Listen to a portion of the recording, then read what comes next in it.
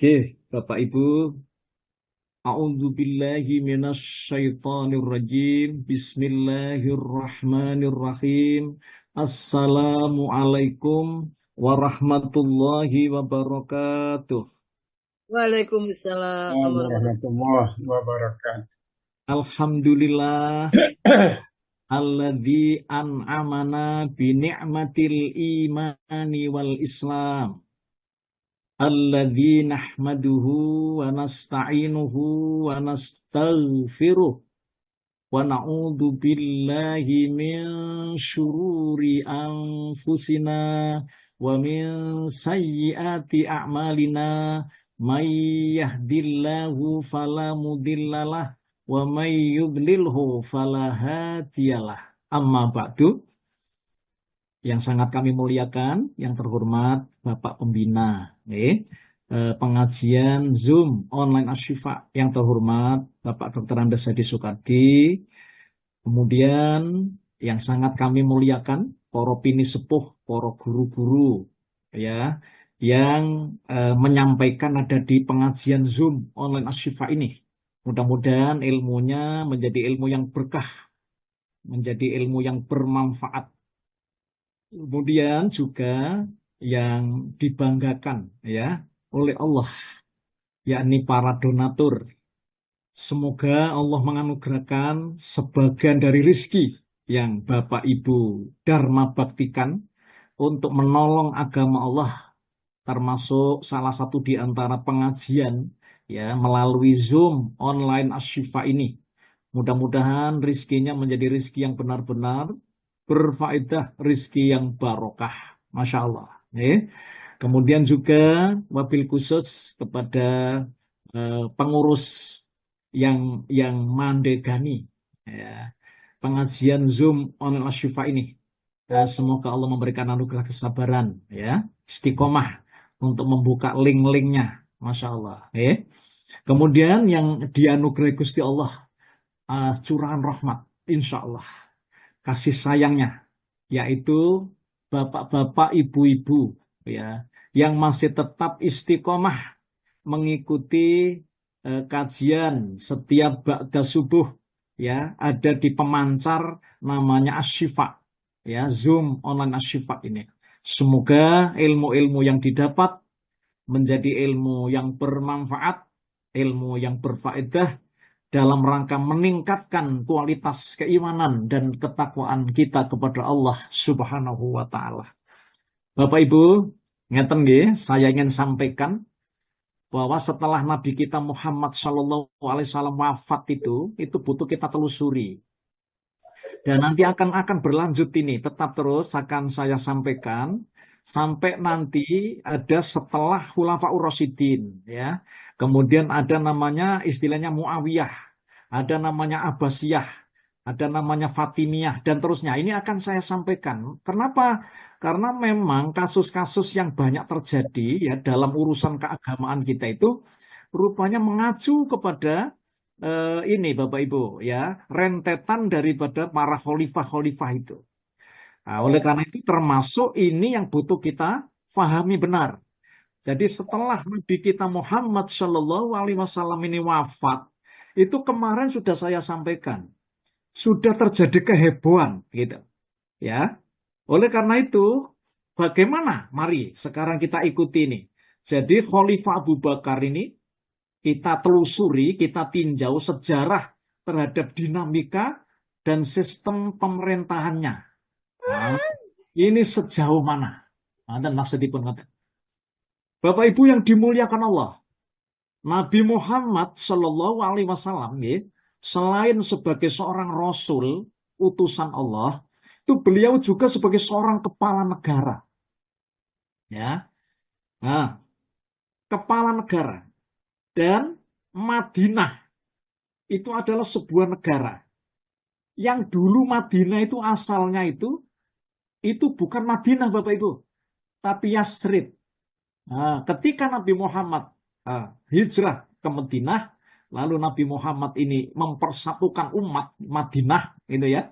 Akhirnya kemudian menyampaikan, mendakwakan, mengumumkan bahwa yang asalnya Yasrib itu itu dirubah oleh Nabi Muhammad menjadi Al-Madinatul Munawwarah.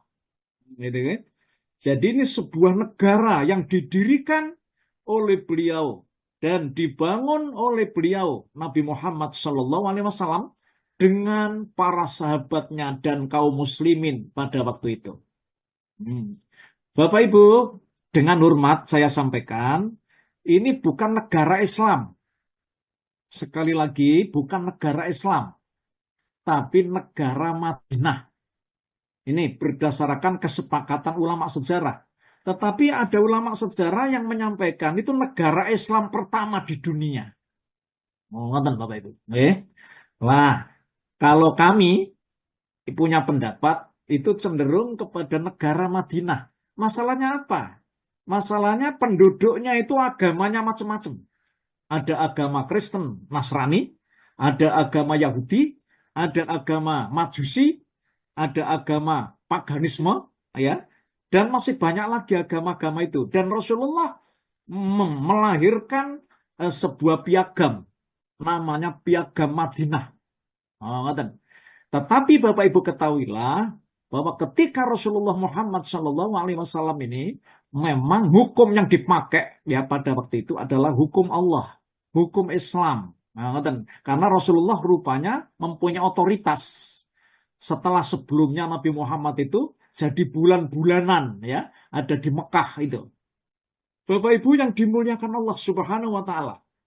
Ya, beliau memimpin masyarakat kota Madinah pada umumnya dan umat Islam juga khususnya selama lebih kurang 10 tahun. Pemerintahan Nabi Muhammad SAW di Madinah itu telah memberikan dasar-dasar teori-teori, ya, hukum-hukum bagi masyarakat bangsa Arab pada umumnya dan khususnya adalah negara Madinah pada waktu itu. Baik pada masalah sistem kemasyarakatannya, sistem politiknya, sistem sosialnya, dan mengenai masalah hukum yang diterapkan oleh Nabi Muhammad SAW pada waktu Nabi Muhammad itu ya menjadi presiden ya ada di kota Madinah. Jadi Nabi Muhammad itu tidak bergelar Raja Muhammad, betul. Ya, tetapi Nabi kita Muhammad lalu kemudian sebagai pemimpin negara. Bapak Ibu yang dimuliakan Allah Subhanahu wa taala, ketika Nabi Muhammad itu sebagai pemimpin tertinggi umat Islam itu wafat gitu pada waktu itu sebagai pemimpin tertinggi negara Madinah itu Rasulullah kan sedo. Dan Rasulullah itu Bapak Ibu tidak ditemukan menurut ulama sejarah sebagian besar itu Rasulullah itu tidak pernah meninggalkan petunjuk sosok pengganti. Siapa yang bakal meneruskan estafet kepemimpinannya? Maka keadaan ini mendatangkan masalah baru. Situasi ini menjadi salah satu yang paling krusial, Bapak Ibu, dalam sejarah kepemimpinan umat Islam, ya, negara Madinah pada saat itu. Karena masyarakat Arab baru mulai tumbuh dan berkembang di bawah panji Islam, ya, dan baru saja hidup damai dan tentram setelah beberapa tahun sebelumnya didera dengan masalah peperangan dan kekacauan. Subhanallah. Jika masalah ini dibiarkan setelah Rasulullah wafat ini, maka akan menyebabkan terjadinya perebutan kekuasaan, ya, serta kepemimpinan, sehingga akan menimbulkan perpecahan, ya, di antara umat Islam khususnya. Bapak Ibu, masa transisi ini itu berhasil dilalui oleh umat Islam, khususnya dengan ending yang bagus, yang baik, dengan terpilihnya Abu Bakar As-Siddiq sebagai pengganti Rasulullah Shallallahu Alaihi Wasallam di dalam memimpin umat Islam. Namun Bapak Ibu, sayang, Abu Bakar hanya bertahan 2 tahun saja, ya, memimpin negara Madinah ini. Lalu disebut dalam ulama sejarah, yaitu antara tahun 11 sampai 13 Hijrah saja. bertepatan dengan tahun 632 sampai 634 Masehi. Jadi Abu Bakar As-Siddiq ini hanya 2 tahun menjadi khalifah di Madinah. Bapak Ibu yang dimuliakan Allah Subhanahu wa taala, saat terpilihnya Abu Bakar itu menggunakan istilah Khalifatur Rasul, yang artinya adalah pemimpin pengganti Rasulullah Shallallahu Alaihi Wasallam. Baru pada masa era Khalifah Umar bin Khattab diperkenalkan istilah Khulafaur Rasyidin. Nanti Bapak Ibu. Jadi Khulafaur Rasyidin itu baru diperkenalkan pada waktu eranya Khalifah Umar bin Khattab. Karena itu pada masa kini, pada masa sekarang, Abu Bakar itu dikenal sebagai khalifah pertama pada sejarah kekhalifahan pasca Rasulullah Muhammad SAW. Oleh karena itu, pagi ini, ayo kita menelusuri sejauh mana ya Khalifah Abu Bakar As-Siddiq ini dengan kita lacak Bapak Ibu terhadap berbagai macam dinamika yang terjadi pada pemerintahan beliau ini. Dan sistem pemerintahan yang dijalankannya oleh Khalifah Abu Bakar. Masya Allah. Ngerti nggih? Baik, nggih. Bapak Ibu, Abu Bakar As-Siddiq ini memiliki nama aslinya sebelum masuk Islam. Itu Abdul Ka'bah. Ngerti. Jadi nama aslinya sebelum masuk Islam itu Abdul Ka'bah. Oleh karena itu, Bapak Ibu, setelah masuk Islam itu diganti oleh Rasulullah dengan nama Abdullah. Abu Bakar adalah panggilan pujian. Di sini ada kata Abu Bakar itu sebenarnya bukan nama aslinya, tapi itu sebuah panggilan pujian yang disematkan oleh Rasulullah kepada beliau. Jadi beliau itu bermakna ayah seorang perawan. Abu Bakar, bapaknya perawan. Karena ia merupakan ayah seorang putri yang bernama Sayyidah Aisyah radhiyallahu anha yang dinikahi oleh Rasulullah dan satu-satunya istri beliau yang masih perawan ya itu adalah Siti Aisyah. Sedangkan kata As-Siddiq adalah julukan kehormatan. Jadi kata As-Siddiq itu Abu Bakar As-Siddiq itu julukan kehormatan Bapak Ibu. Yang juga disematkan oleh Rasulullah kepada Abu Bakar. Karena ia adalah salah seorang yang pertama-tama meyakini cerita Nabi Muhammad tentang peristiwa keajaiban. Yaitu peristiwa yang spektakuler, peristiwa Isra dan Mi'raj Nabi Muhammad SAW ya, yang dialami oleh Rasulullah. Di mana ketika itu kebanyakan orang-orang Quraisy Mekah itu mendustakan, bahkan menganggap atau menuduh Nabi Muhammad itu orang yang gendeng, orang yang gila, karena tidak masuk akal. Ya. Bapak Ibu yang dimuliakan Allah, ya, Aisyah berkata, ketika Nabi diperjalankan ke Masjidil Aqsa, maka orang-orang pun mulai memperbincangkannya.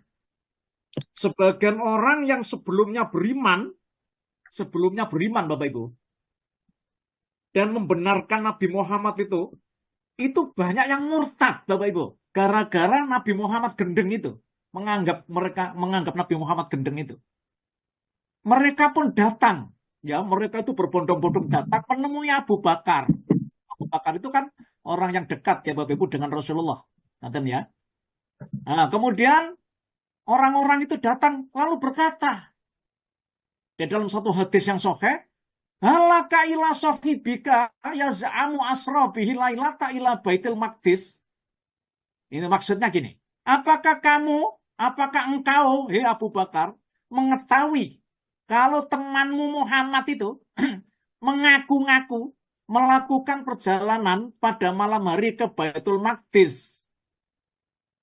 Lalu Abu Bakar bertanya, "Au qala dzalika?" Apakah ia mengatakan seperti itu? Katanya masyarakat yang berbondong-bondong datang ke Nabi Muhammad tadi ngomong. Nah, iya. Jawabnya. Temanmu Muhammad tuh ngomong gitu. Ya, tadi malam itu katanya menuju ke Baitul Maqdis. Katanya apa? Naik ke langit, nembus langit ketujuh, sampai ke Sidratil Muntaha, naik lagi katanya. Ke Mustawa, naik lagi katanya ke aras Allah, ke aras Tuhan. Lalu kembali lagi. Itu sebelum subuh. Gak nalar itu. Muhammad itu wis gendeng, wis kumat gendengi. Masya Allah, ngaten Bapak Ibu. Bapak Ibu, ya, akhirnya Abu Bakar ngomong, "Aqala dzalika?" Apakah dia itu mengatakan seperti itu? Nah, jawabnya. Abu Bakar berkata, nih Abu Bakar Bapak Ibu, "La in kana qala dzalika laqad shadaqa." Andai ia memang mengatakan seperti itu, sungguh itu benar perkataannya. Masya Allah. Lalu kemudian masyarakat tadi yang berbondong-bondong kepada Abu Bakar tadi mengatakan, mereka berkata, "Autusad dikuhu annahu dhahabal lailata ilal baitil maqdis wa ja'a qabla ayusbiha." Apakah engkau mempercayainya bahwa ia pergi semalaman ke Baitul Maqdis, lalu naik ke langit lapis 7, katanya begitu. Ya, kemudian dia sudah sampai pagi ini sebelum subuh.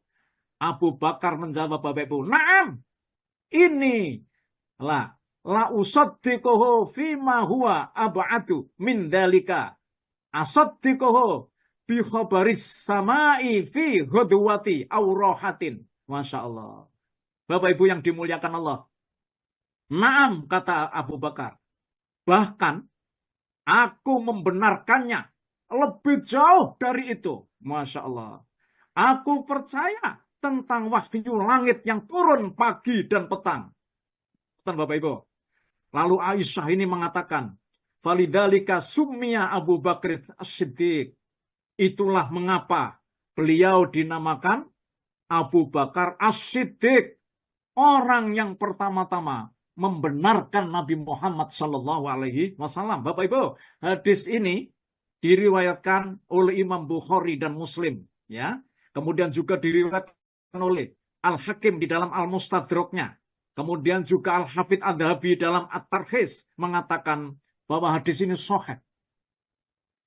Bapak Ibu yang dimuliakan Allah, karena mantapnya keyakinan Abu Bakar As-Siddiq inilah umat Islam yang awalnya ragu terhadap peristiwa tersebut berbalik meyakini akan kebenarannya terjadinya peristiwa yang spektakuler ini, menunjukkan bukti bahwa peristiwa yang dialami oleh Rasulullah adalah merupakan kebenaran mutlak.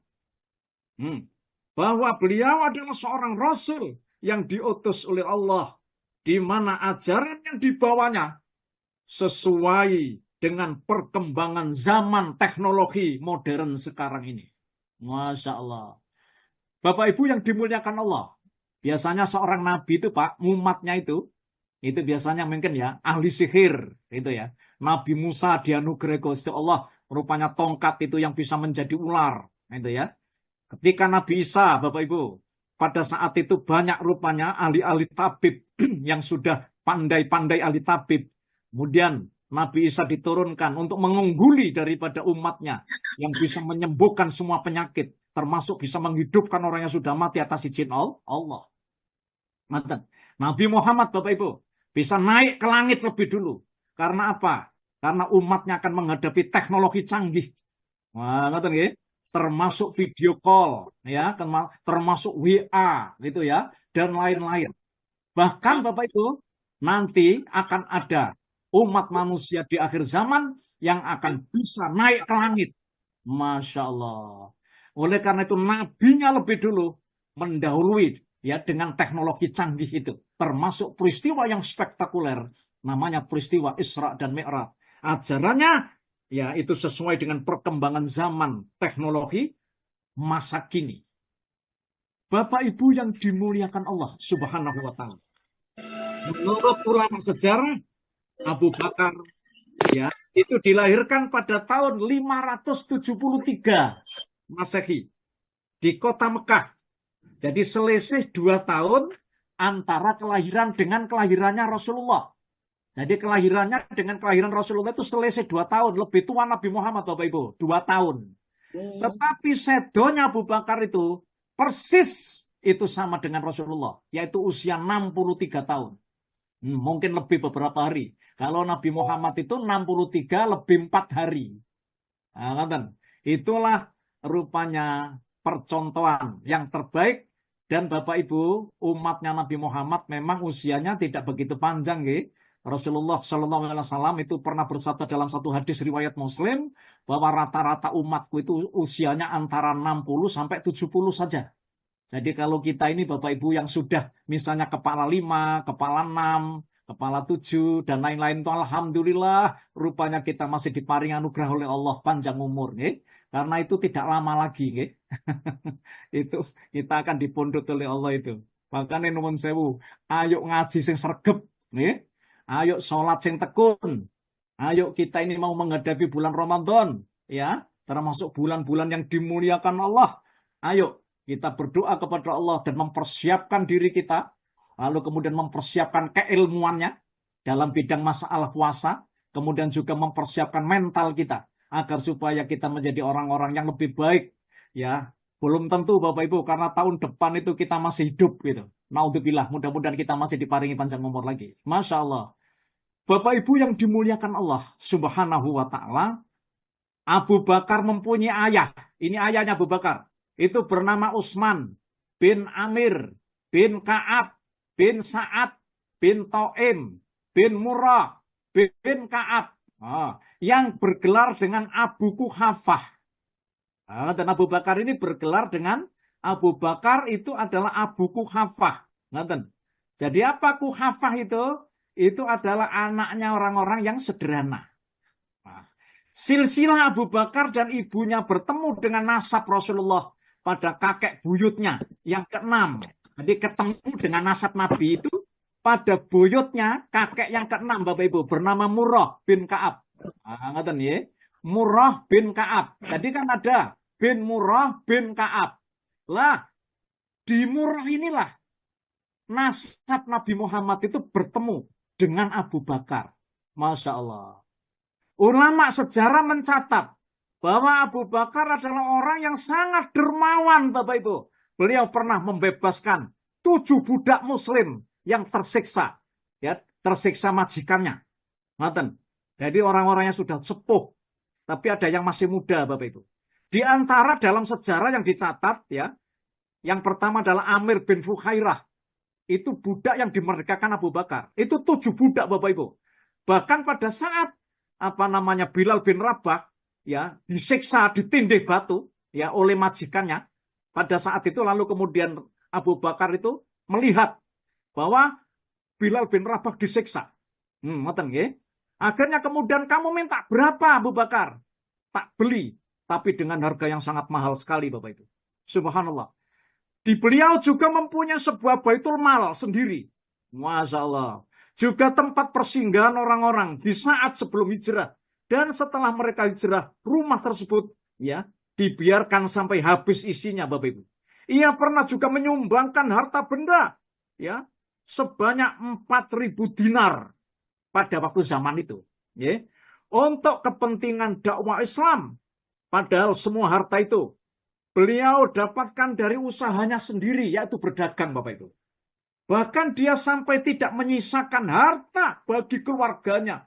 Belas demi untuk perjuangan di jalan Allah bersama Rasulullah Muhammad SAW.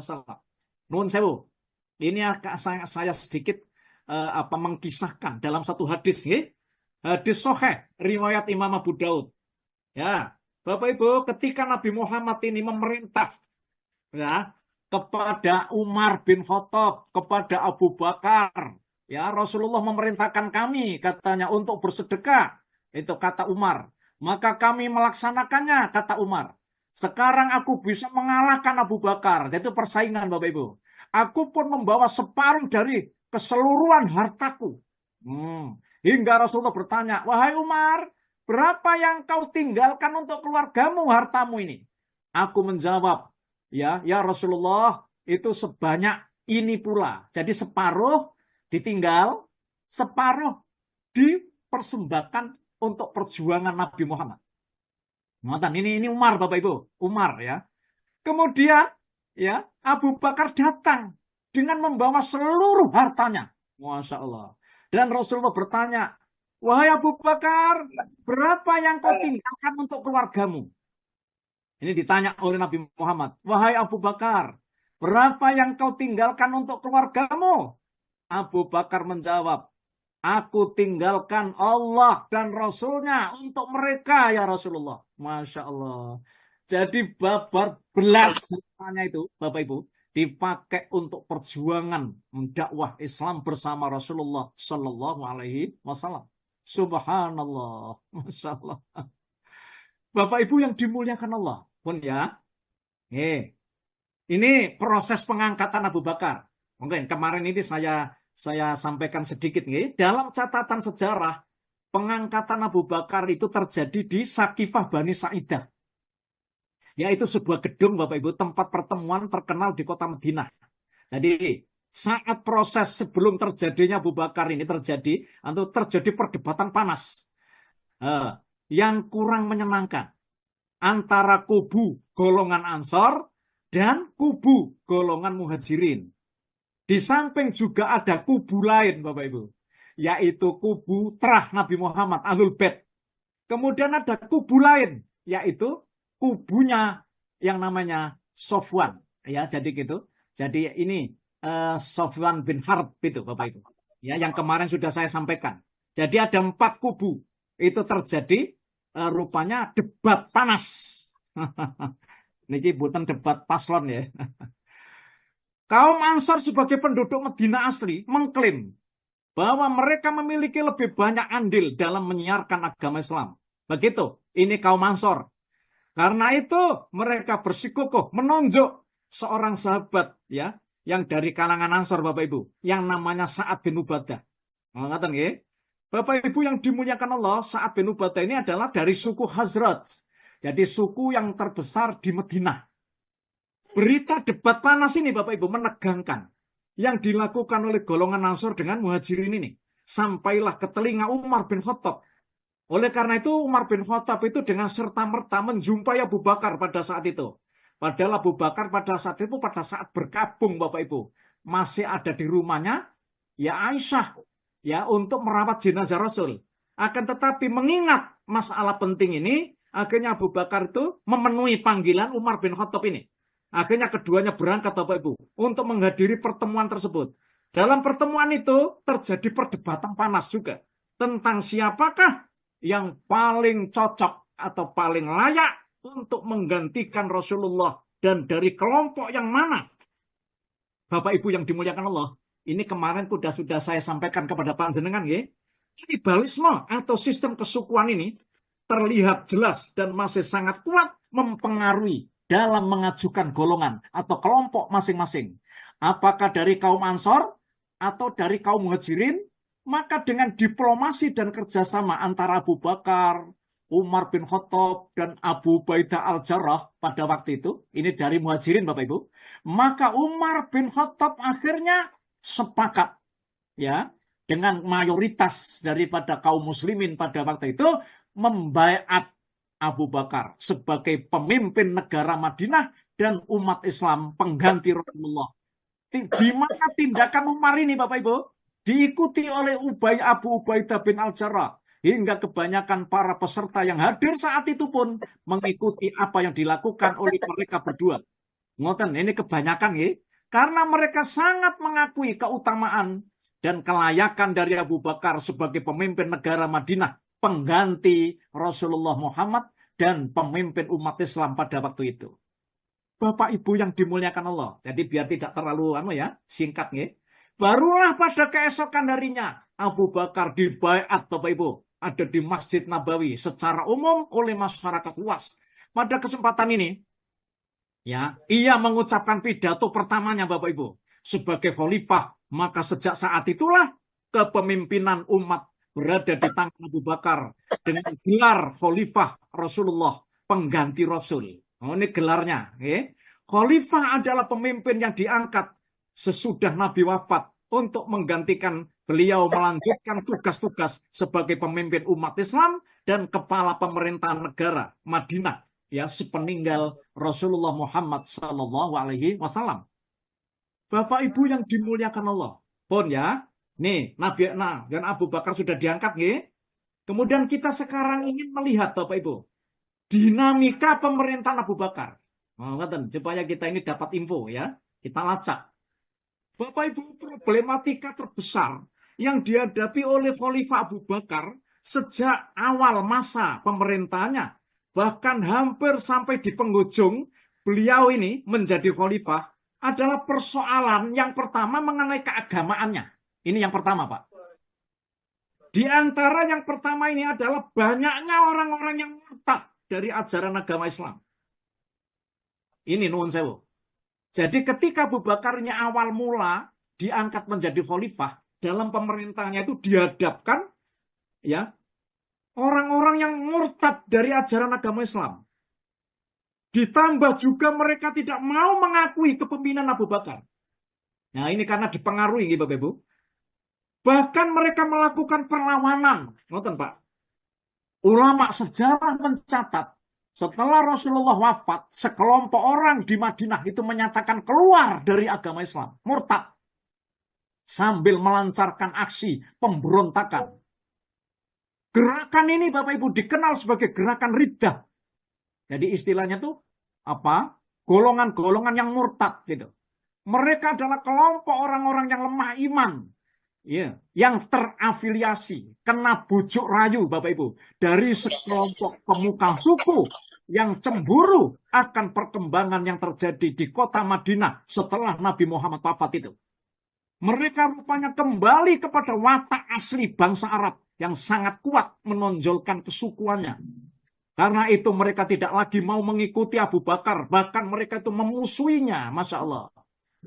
Ini termasuk awal-awal Abu Bakar ini sudah menjabat menjadi khalifah. Jadi problematika keagamaannya ya Bapak Ibu. Ini banyak orang yang murtad. Mereka merasa tidak berkepentingan untuk mengikuti Abu Bakar. Karena Rasulullah telah meninggal dunia, katanya begitu. Kelompok ini pun dibujuk. Ini maksudnya disampaikan kepada Abu Bakar. Jadi diinstruksikan oleh negara. Jika tidak kembali kepada agama Islam, bahkan melakukan perlawanan, maka mereka akan diperangi. Oleh karena itu sebagian mereka ada yang takut Bapak Ibu. Kembali kepada agama Islam lagi. Karena takut diperangi. Masya Allah. Ini yang pertama. Jadi gerakan riddah. Ya. Kelompok golongan yang murtad. Kemudian ini yang kedua Bapak Ibu. Adalah orang-orang yang menolak untuk membayar zakat. Masya Allah. Mereka beranggapan bahwa zakat bukanlah kewajiban sebagai umat Islam. Begitu. Tetapi kewajiban mereka sebagai orang yang tunduk kepada Nabi. Menurut ini. Orang-orang yang lemah iman. Ya. Karena itu mereka menganggap bahwa sepeninggal Nabi, zakat tidak wajib lagi untuk dibayar. Ulama sejarah mengungkapkan bahwa penolakan mereka terhadap pembayaran zakat adalah dalam rangka menghindarkan diri dari upeti. Sebagaimana persepsi mereka pada masa itu. Untuk diberikan semacam pajak atau upeti kepada pemimpin yang memiliki otoritas ya atas diri mereka. Jadi mereka menganggap bahwa zakat itu adalah membayar upeti gitu. Kepada kepala suku yang punya otoritas itu Bapak Ibu. Sehingga mereka rupanya tidak percaya bahwa zakat itu sudah merupakan bagian kewajiban orang Islam, gitu. Sejak awalnya mereka memang tidak menyukai zakat itu, Bapak Ibu. Mereka saat diperkenalkan sebagai ajaran Islam, karena bertentangan dengan semangat kebebasan mereka, ya khususnya kebebasan dalam bidang ekonomi mereka. Karena mereka menganggap bahwa membayar zakat adalah merusak tatanan ekonomi bangsa Arab, katanya begitu. Khususnya tokoh dan pemuka Arab tidak menggendaki pergeseran atau perubahan ya ekonomi mereka, sehingga mereka menolak bahkan menentang sistem pembayaran zakat. Bapak Ibu, ulama sejarah mencatat di antara adalah penduduk Hadramaut. Itu ada ya ulama sejarah Hadramaut, ada penduduk Kindah, ya Bani Amir, penduduk Hawazin, ya penduduk Bani Sulaim, penduduk Bahrain, itu dicatat oleh ulama sejarah. Penduduk sebagian dari Yaman, dan lain-lainnya. Oh, ngerti nggih? Jadi mereka menentang membayar zakat itu. Masya Allah. Bapak Ibu, kemudian keagamaan yang ketiga saat Abu Bakar menjadi khalifah, muncul persoalan. Ada persoalan ini. Orang-orang yang mengaku menjadi nabi. Jadi nabi palsu. Yang sebenarnya ketika nabi itu masih hidup, mereka tidak mau terus terang menampakkan dirinya. Karena takut kepada nabi, Bapak Ibu. Namun setelah beliau wafat, mereka menjadi berani. Hal ini disebabkan pemerintahan Abu Bakar tidak seperti nabi masih hidup. Di samping itu mereka mendapatkan dukungan dari kelompok yang tidak menyukai terhadap kekhalifahan Abu Bakar ini. Jadi dipanas-panasi oleh kelompok yang tidak suka dengan Khalifah Abu Bakar. Sehingga mereka, Bapak Ibu, kelompok mengangkat tokohnya sebagai nabi. Masya Allah. Jadi mereka mengangkat tokohnya itu, kepala suku jadi nabi. Ulama sejarah mencatat di antara mereka yang mengaku sebagai nabi, ini ada di antara mereka itu, ya, mengaku-ngaku nabi palsu. Ada salah satu di antara dalam sejarah Bapak Ibu yang dicatat, satu, Aswad Al-Ansi. Seorang yang namanya Aswad adalah orang yang pertama mengaku sebagai nabi. Ia adalah pemimpin suku asli Yaman, Bapak Ibu. Ia berhasil merekrut sejumlah pasukan dan bersekutu dengan daerah-daerah sekitar Yaman untuk melancarkan pemberontakan ya terhadap pemerintahan Khalifah Abu Bakar. Masya Allah. Aswad Al-Insi ini semasa Rasulullah masih hidup telah rupanya mengaku, tapi mereka rupanya tidak mau terus terang karena takut kepada Nabi pada waktu itu. Bapak Ibu yang dimuliakan Allah Subhanahu wa taala, nggih. Oke, nggih. Kemudian ada seorang yang terkenal Bapak Ibu, yaitu Musailamah Al-Kadzdzab.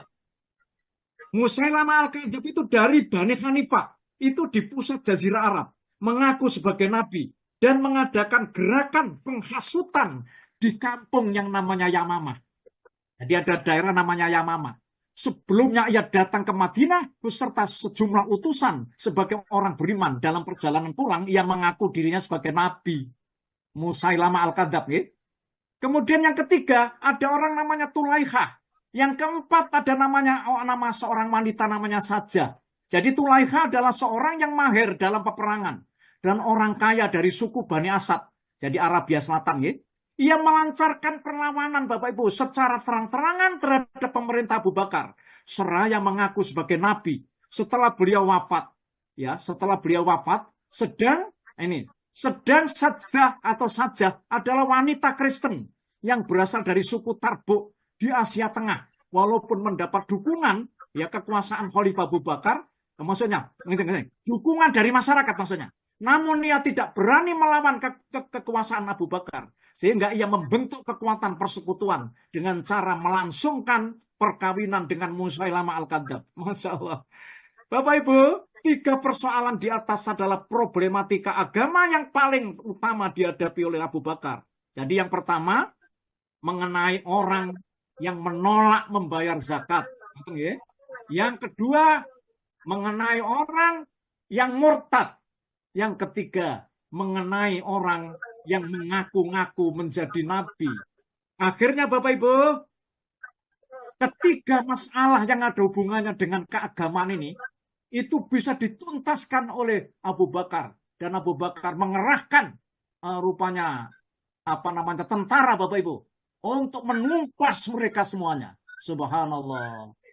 Bapak Ibu yang dimuliakan Allah Subhanahu wa taala. Oke.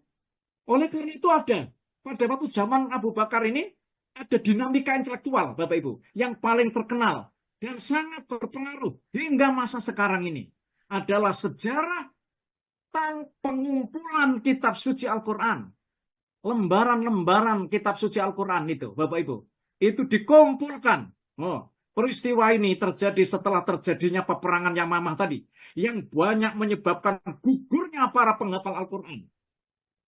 Gagasan ini untuk pertama kalinya dicetuskan oleh Umar bin Khattab. Pada awalnya Abu Bakar itu menolak gagasan Umar ini. Ya, karena alasannya bahwa Nabi Muhammad tidak pernah menyuruh Abu Bakar ini untuk menghimpun Al-Quran itu. Oh, ngerti Bapak Ibu. Jadi pada waktu zaman Nabi itu, tidak pernah Nabi Muhammad menyuruh untuk menghimpun Al-Quran ini. Jadi ini bid'ah Bapak Ibu. Termasuk bid'ah. Mengumpulkan Quran itu bid'ah. Kemudian juga Bapak Ibu, 80 tahun kemudian, Al-Quran itu baru dikasih titik-titik. Jadi ya itu titik bawah, 2. Nah, kemudian ada tak itu titik 2 bawah atas. Kemudian na itu titik 1 atas. Itu ba titik 1 bawah. Ja itu titik bawah 1. Ho itu titik atas 1. Za ada titik 1 bawah atas. Bapak Ibu itu 80 tahun kemudian. Ya, Abul Aswad Ad-Du'ali. Lalu kemudian ini memberi fathah, kasroh, doma, ya, kasroh, doma, fathaten, kasroten, sukun, domaten. Itu 80 tahun kemudian. Ini bid'ah juga ini. Nanti panjenengan sampaikan itu. Karena Nabi Muhammad tidak pernah melakukan titik atau memberi titik-titik fathah kasroh doma itu. Bid'ah. Bapak Ibu yang dimuliakan Allah Subhanahu wa taala. Pun ya. Namun berkat dorongan kuat Umar bin Khattab tentang keyakinan pentingnya masalah ini dilakukan, akhirnya Abu Bakar dan para sahabat menyetujui hal ini untuk menyelamatkan kitab suci Al-Quran. Hingga Abu Bakar pun mau melakukannya. Ia pun memerintahkan sahabat yang terkenal dalam sejarah yang usianya masih muda dan panjang, ya, pada waktu zaman Nabi sudah hidup ini. Siapa? Yaitu sahabat Zaid bin Sabit sebagai ketua tim pengumpul Al-Quran. Bapak Ibu yang dimuliakan Allah Subhanahu wa taala. Sehingga pada waktu zaman Umar bin Khattab Al-Quran itu sudah berbentuk lembaran Bapak Ibu. Ya, ketika Umar bin Khattab wafat, lembaran itu sudah disimpan putrinya namanya Hafsah, istri Rasulullah sendiri. Bapak Ibu yang dimuliakan Allah Subhanahu wa taala. Persoalan lain yang dilakukan oleh Khalifah Abu Bakar adalah memisahkan antara pemerintahan dan peradilan pada waktu zaman Abu Bakar ini. Jadi pemerintahan dipisah dengan peradilan. Jadi peradilan itu rupanya independen. Meskipun dalam versinya yang sederhana, saat itu kepala peradilan diserahkan kepada Umar bin Khattab, ya, itu sebagai kodinya, sebagai hakim, misalnya, ya, tidak lagi dipegang oleh Abu Bakar, Bapak Ibu. Namun masalah-masalah pemerintahan tetap berada di bawah kendali Khalifah Abu Bakar. Bapak Ibu yang dimuliakan Allah. Nah, ini kita lihat dinamika politiknya, setelah ini nanti kita akhiri. Para ulama sejarah menengarai masalah politik saat Abu Bakar menjadi khalifah. Itu terjadi akibat adanya beberapa kelompok. Jadi pada waktu zaman Abu Bakar ini, itu sudah terjadi beberapa kelompok atau golongan yang melancarkan aksi pemberontakan. Masya Allah. Karena mereka masih tetap tidak setuju terhadap pengangkatan Khalifah Abu Bakar. Bahkan mereka tidak mau tunduk terhadap kebijakan Khalifah Abu Bakar sebagai pengganti Rasulullah. Mereka tetap menolak membayar zakat. Gerakan ridha, munculnya sekelompok orang yang mengaku menjadi nabi palsu. Juga masalah ketegangan yang terjadi pada saat ada di gedung Bani Sakifah, Bani Sa'idah, hingga terpilihnya Abu Bakar sebagai khalifah. Antara kaum muhajirin dan kaum ansor juga masih membekas, Bapak Ibu. Dan terkadang riak-riaknya masih terlihat pada masa pemerintahan Abu Bakar ini. Masya Allah. Masalah ini rupanya berbuntut panjang. Dikarenakan di dalam pemerintahan Khalifah Abu Bakar ini tampak lebih condong kepada kaum muhajirin dalam mengambil keputusan politik kenegaraan. Selain itu di Madinah terdapat juga sekelompok orang, khususnya dari Trah, masuk keluarga Bani Hasyim, yang menganggap ada orang yang lebih pantas dan layak menggantikan Rasulullah sepeninggal beliau. Siapa dia? Dialah Ali bin Abi Thalib. Di samping beliau adalah menantu sekaligus sepupu Rasulullah. Karena itulah muncul dua kelompok kekuasaan politik. Ya, dalam satu pihak, pendukung Abu Bakar yang telah resmi mengangkat Abu Bakar menjadi khalifah. Di pihak lain, adalah kubu yang tetap bersikukuh mendukung Ali bin Abi Thalib yang menyatakan bahwa Ali lah orang yang lebih berhak untuk menduduki posisi kepemimpinan pasca Rasulullah. Masya Allah. Anggapan bahwa Ali bin Abi Thalib adalah orang yang lebih berhak untuk mendapatkan tampuk kepemimpinan pengganti Rasulullah. Bapak Ibu, kelompok ini mengedepankan pidato Rasulullah ketika ada di Qadirqum yang menyatakan bahwa Ali bin Abi Thalib adalah pewaris Nabi Muhammad SAW.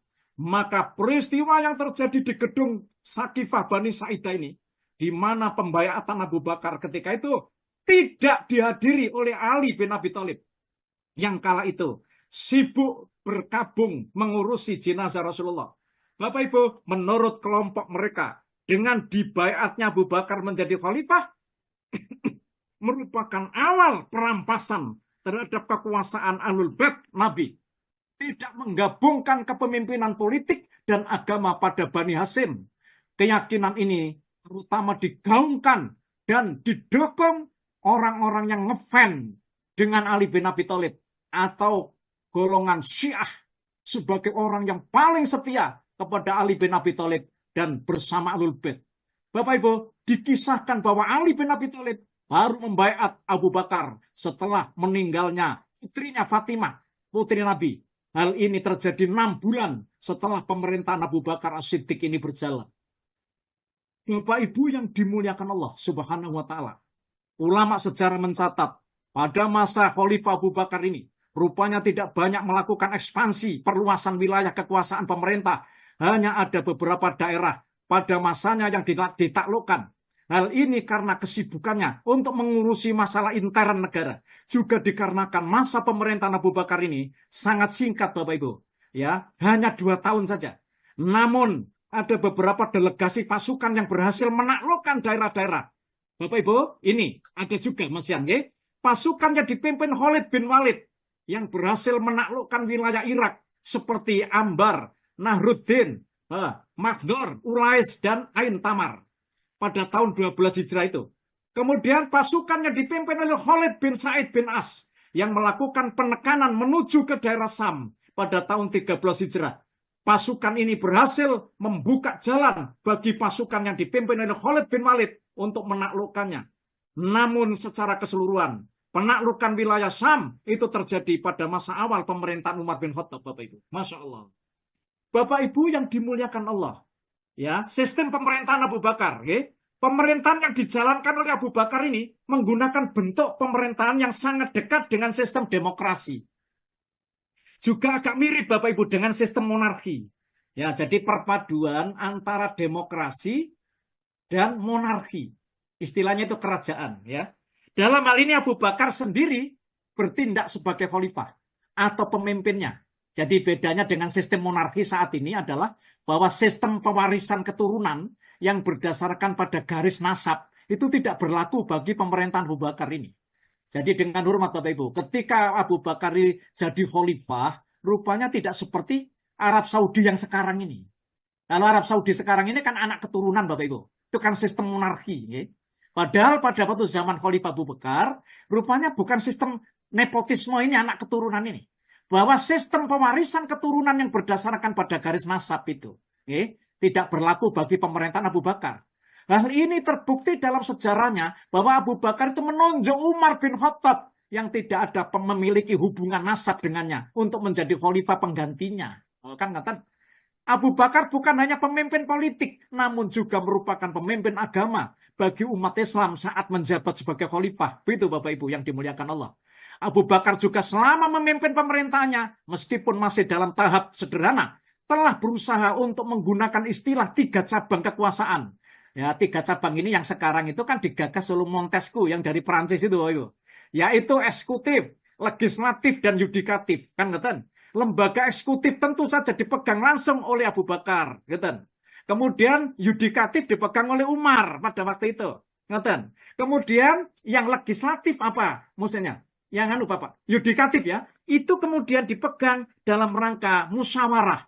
Ketika Abu Bakar ini Bapak Ibu bermusyawarah, ya ini ada pada waktu zaman Rasulullah itu namanya apa namanya istilahnya itu suro, sistem suro, musyawarah. Dan itu tetap dilanjutkan oleh Khalifah Abu Bakar As-Siddiq, Bapak Ibu. Begitu Bapak Ibu yang dimuliakan Allah. Inilah dinamika sedikit yang bisa saya sampaikan pada waktu masa zaman Khalifah Abu Bakar ini. Dan insya Allah Bapak Ibu nanti akan kita lanjutkan pada Khalifah berikutnya dan bagaimana problem yang dihadapi oleh Khalifah berikutnya, yaitu Umar bin Khattab. Insya Allah akan kita tinjau nanti, kita telusuri supaya kita paham bagaimana keadaan umat Islam setelah atau sepeninggal Rasulullah Muhammad Sallallahu Alaihi Wasallam. Semoga bermanfaat. Semoga sedikit ini bisa menambah wawasan kita tentang masalah yang ada hubungannya dengan pemerintahan pada waktu zaman setelah Rasulullah wafat ini. Saya serahkan kepada Pak Jazwar. Terima kasih.